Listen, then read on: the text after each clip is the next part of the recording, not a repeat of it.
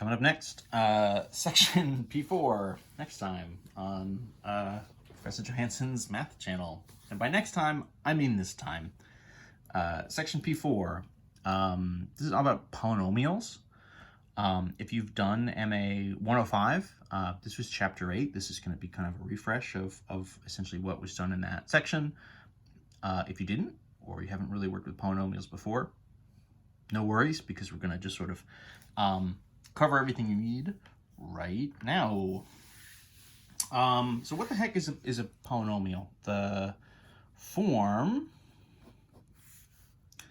goes a little something like this. So a sub n plus x to the n plus a sub n minus 1 plus x to the n minus 1. This is probably the point where you're like, what?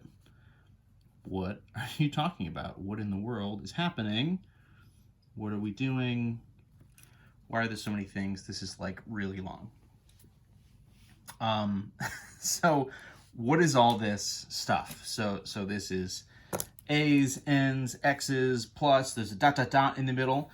So the whole idea is essentially what you're doing is you're adding or subtracting individual terms together, and the terms are made of, so each kind of a is going to be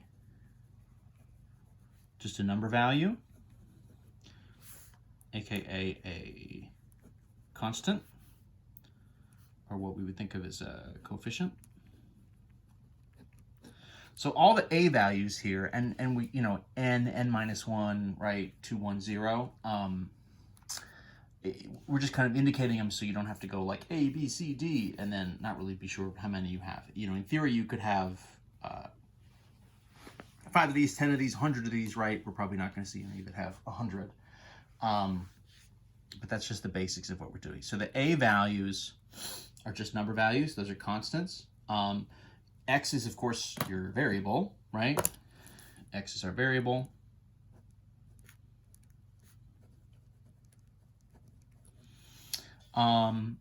And then your value, right, n minus 1, yada, yada, yada, down to, right, squared, and then this would be kind of x to the 1, and then this is just sort of plus a number term in the n. So the exponents here, right, are these values. And the idea here is that your exponents are positive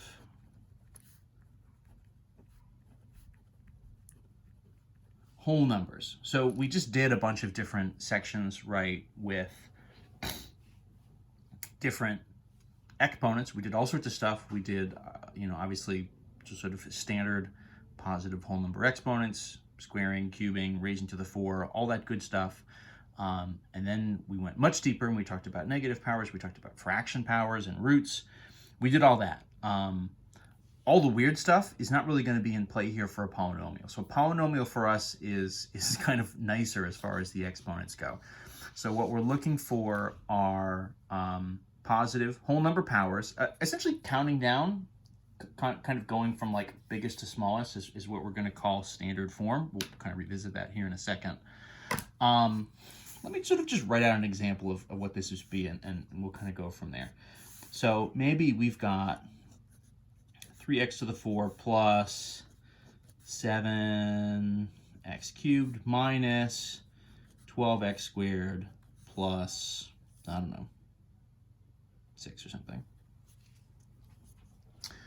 So this just like is a polynomial.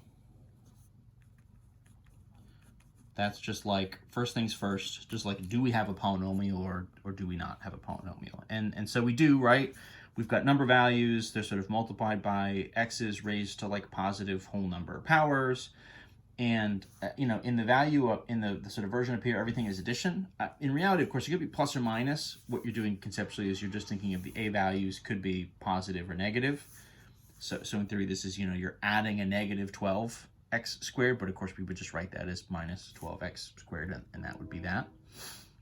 So that just is a polynomial. That's exactly the kind of thing that we're looking at. It's much less intimidating when it's not in this very sort of generic form that is just kind of looks big and looks weird. Right, just actually sort of written out, it's maybe not so bad. And this is, goes up to sort of the fourth power. Let me put a little bit more extra information here.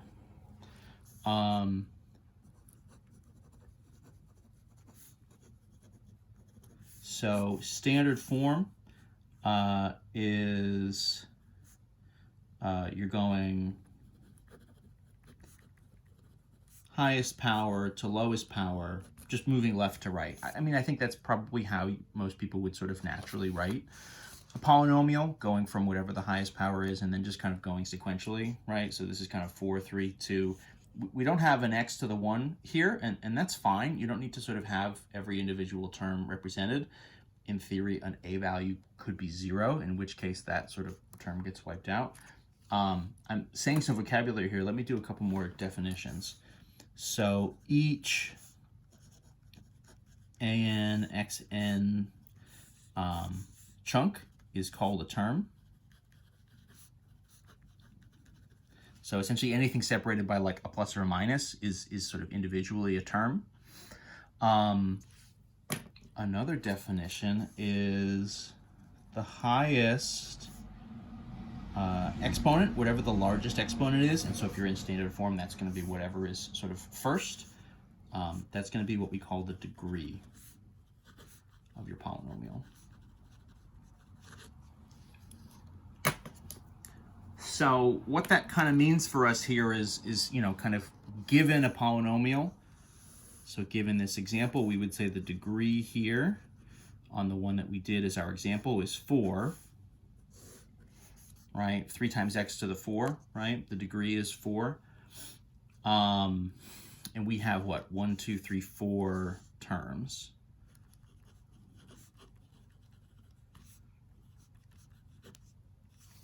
Number of terms here is also 4. The individual a values, right?